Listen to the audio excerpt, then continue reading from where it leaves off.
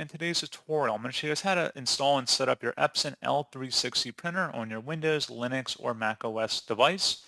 So this should hopefully be a pretty straightforward process here, guys. And without further ado, let's go ahead and jump right into it.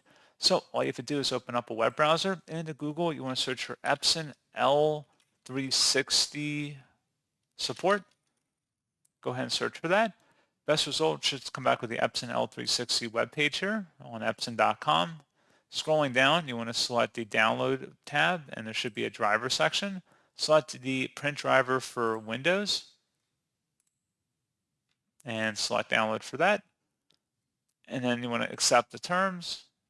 And then once it's downloaded onto your device, just go ahead and open up the file to run it.